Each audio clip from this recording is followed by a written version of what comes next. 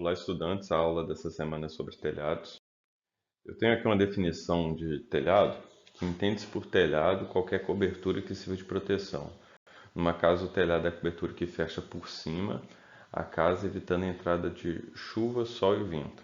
Mas o telhado, ele não se restringe só à proteção contra as intempéries. O telhado ele tem várias outras funções. Ele contribui também para o isolamento térmico e acústico. Ele também ele traz privacidade à parte da edificação. É, o telhado ele também tem uma função estética, então são várias as funções de um telhado. E nós temos vários tipos de telhado, né?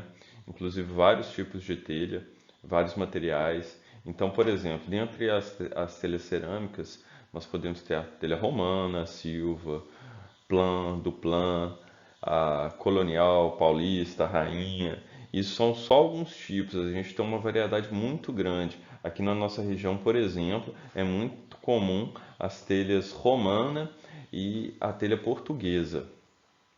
Nós também temos telha francesa, todas essas são telhas cerâmicas. E nós temos as telhas também de fibrocimento, que são as marcas mais comuns, Eternit aqui na nossa região e a Brasilite, que normalmente são telhas onduladas, mas a gente tem até variações mesmo dentro das telhas de fibrocimento. Então, nós temos telhas onduladas, tem uma placa canal nervurada 90, canalete 90, tudo isso são nomes de telhas de fibrocimento. E a gente tem telhas de outros materiais também, nós temos telhas metálicas, telha sanduíche, telha asfáltica e até telhas feitas de rocha. E também de materiais recicláveis, como reciclados, né? Como por exemplo, telha feita com tubo de pasta de dente, telha feita com PET, telha feita com de celulose. Então a gente tem vários tipos de telhas diferentes. E quando a gente escolhe um tipo de telha, automaticamente a gente define a declividade do nosso telhado. Em cada telha, ela tem uma declividade específica, cada modelo de telha. E isso normalmente é indicado pelo fabricante. Nas telhas cerâmicas, é comum isso vir impresso em baixo relevo na telha, essa informação. Então, por exemplo, aqui a gente tem a telha francesa, que a declividade dela vai de 50% a 119%. Isso dá um ângulo de inclinação de 27 a 50 graus. A telha colonial de 32 a 57,7% e dá um ângulo de 18 a 30 graus e assim por diante, né? Então aqui a gente tem vários exemplos de telha. E isso, eu repito, é uma informação que o fabricante tem que passar para o comprador, né? Para o consumidor dessa telha, ou para o projetista que escolher determinado tipo de telha. E como que a gente faz o cálculo da declividade do telhado? Eu comprei uma telha e ela falou que a declividade dela é de 30%. Então aqui a gente tem um desenho de uma planta de cobertura, né? É uma planta de cobertura simples e ela está dividida em duas águas, né? Essas duas águas elas vencem um vão aí de 6 metros.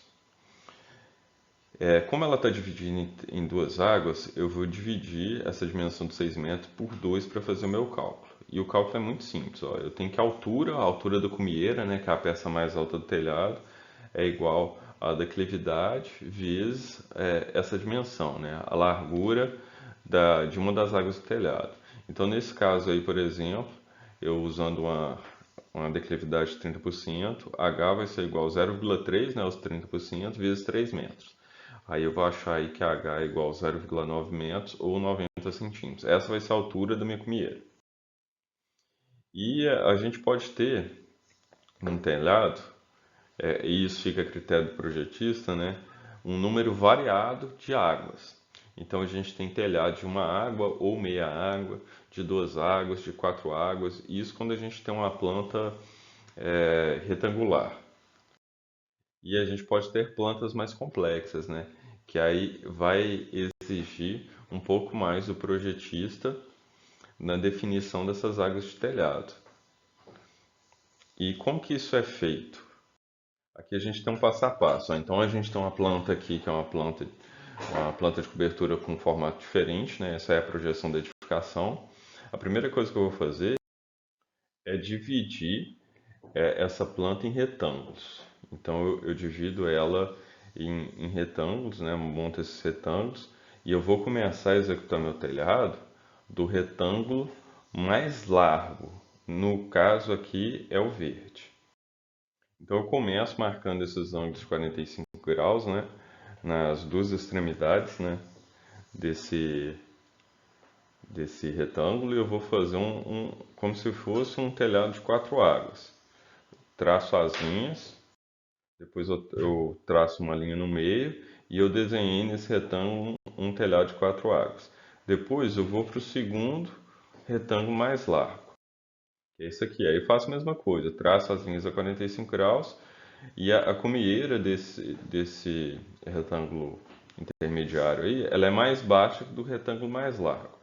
Aí eu traço ela ali, ela vai chegar até uma das linhas aqui, que é um espigão desse telhado mais largo. Depois eu posso apagar aquela linha e eu faço o último retângulo. E aí eu fecho o telhado. Eu faço o último retângulo da mesma forma que eu fiz esse segundo. Então eu traço aquelas linhas a 45 graus e puxo a linha da cumieira até ela encostar no espigão do, do, do retângulo intermediário, do telhado do retângulo intermediário. Então agora a gente vai aprender o nome de algumas peças, né, alguns componentes do telhado. As peças mais altas, elas são chamadas de cumieira. Quando a gente tem encontro de água, normalmente onde a gente tem uma calha, a gente chama de rincão ou água furtada, e é fácil da gente decorar esse nome, que é só lembrar de rio. Rio é onde a água corre. Então a gente pode chamar, o rio é o rincão.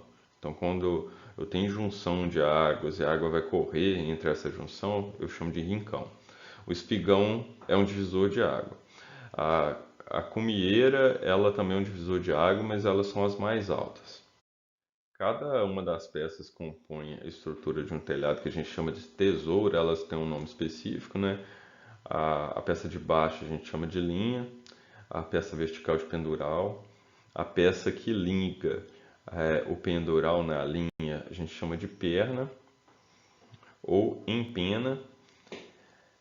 A gente tem uma peça também que liga o pendural na perna que chama mão francesa. O pendural ele fica preso na linha com o auxílio de um estribo, né? O estribo na verdade é só para ele não perder a posição dele, que o pendural ele não pode encostar na linha, depois eu vou explicar por quê.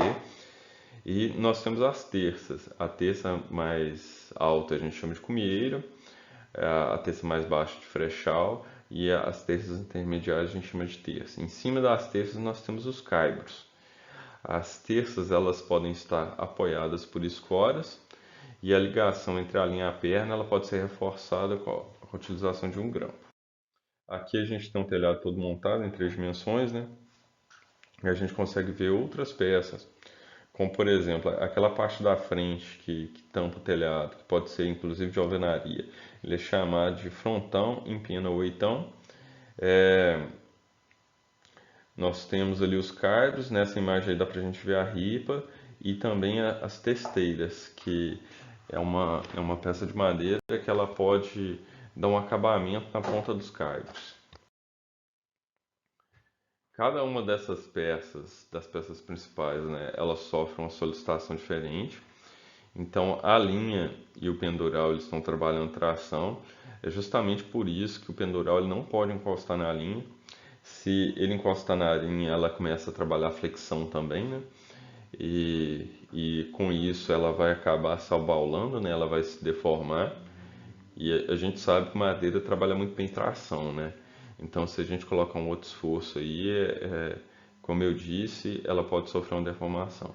Então a perna e a mão francesa eles estão sofrendo compressão e as terças sofrem flexão. Esse quadro é só para vocês terem uma ideia das dimensões das madeiras, né?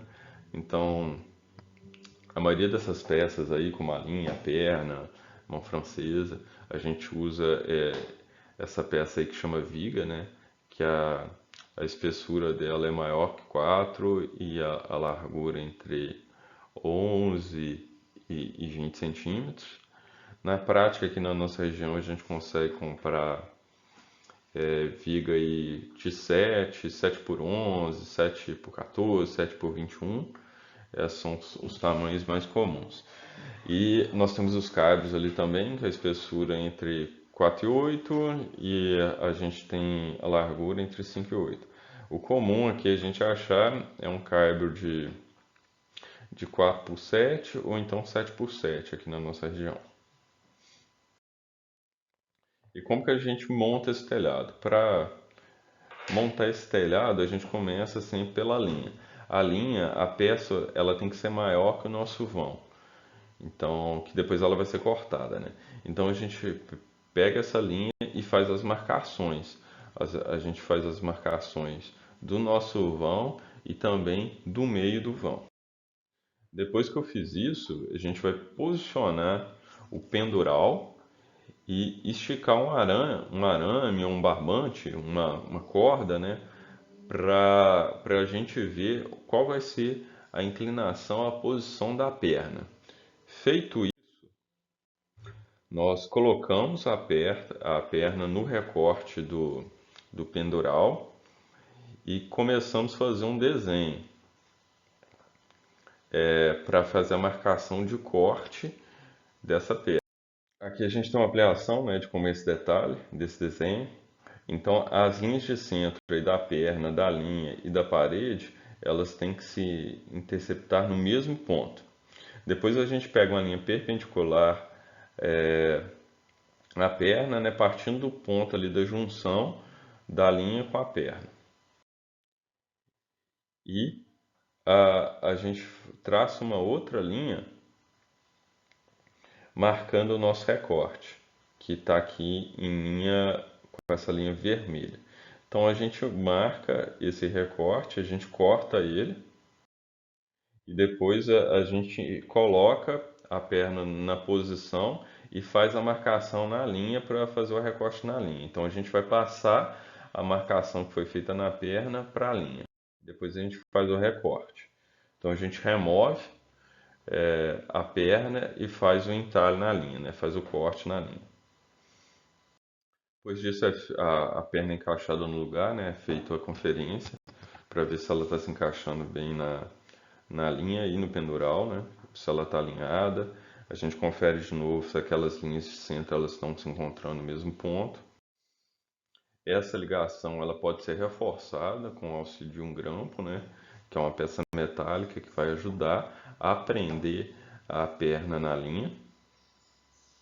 Depois que essas primeiras peças da tesoura forem colocadas, né, que é a linha, o pendural e as pernas, a gente passa para a colocação da mão francesa e também das terças, né? Então a gente coloca a terça de cumieira,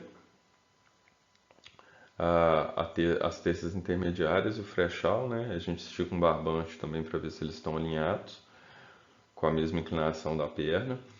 E a gente coloca a mão francesa. A mão francesa a gente dá um espaçamento de uns 15 centímetros da parte de baixo do beral não, desculpa, do pendural, e a gente pega um alinhamento com ela com a terça intermediária, e faz os recortes, os entalhes, né, e encaixa essas peças. Como eu falei anteriormente, o pendural ele não deve encostar na linha, né, senão ela vai começar a trabalhar a flexão, ela pode sofrer uma deformação, né? Quem vai segurar ele na posição são as pernas. Então as pernas vão segurar o pendural na posição e para o pendural ele ficar alinhado com a linha, a gente usa um estribo. O estribo são duas peças metálicas, também podem ser de madeiras, né? Elas ficam presas no pendural e eles não deixam o pendural oscilar, ele sair do alinhamento da linha, da peça que chama linha, né? E a gente deixa ali entre o pendural e a linha uns 2 centímetros.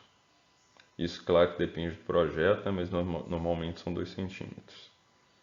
De forma que mesmo que chova, a telha absorva a umidade, o telhado vai baixar um pouco, né, que ele vai ficar mais pesado, consequentemente, mas mesmo assim ainda não vai encostar na linha.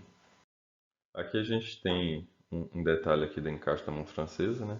Então, como eu disse no slide anterior, a gente guarda uma distância aqui da base do pendural de 15 centímetros e ela tem que apoiar embaixo da terça intermediária. A gente faz um entalhe aqui no pendural, tanto no pendural quanto na perna, né? Para ela se encaixar, e a gente não pode afundar mais que 2 centímetros. É só um recorte só para ela se encaixar melhor. E essas peças de madeira, elas podem ser emendadas, né? As emendas a gente chama elas de sambladuras.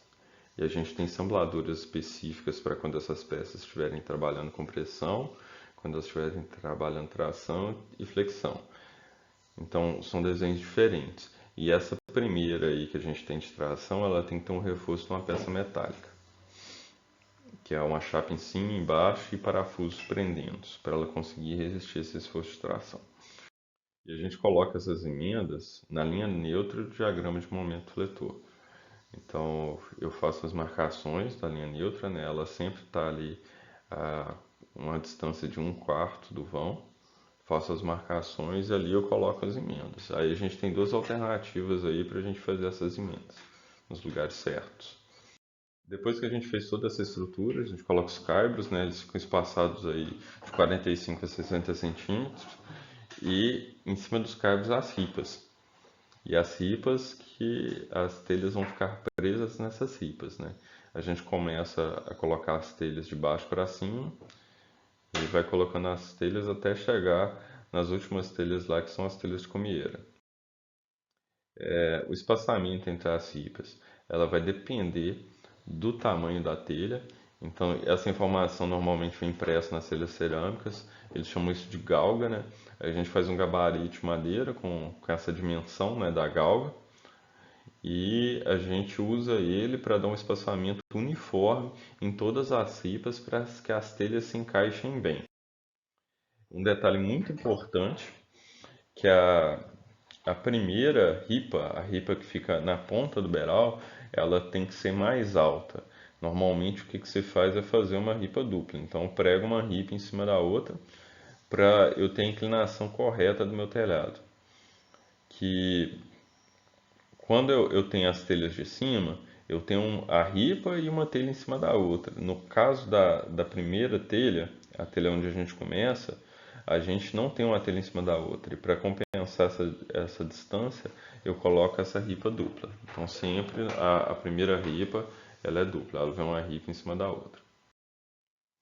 E depois que eu fechar tudo, eu coloco a telha de cumieira, que ela é assentada usando argamassa. Eles chamam esse trabalho de embocar a telha. Então ela é presa, a telha de cumieira é presa com argamassa.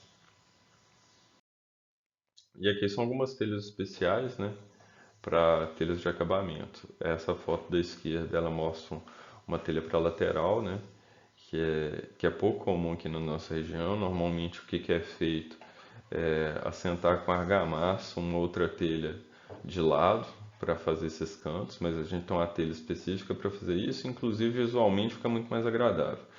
E a telha da direita é um lanternim. O lanternim ele serve para que o ar quente que ficou entre o forro e o telhado, entre a laje e o telhado, que ele saia. E assim a gente consegue melhorar a condição de conforto térmico dentro dessa edificação. Essas foram as referências que foram usadas nessa aula e uma boa semana de estudo a todos.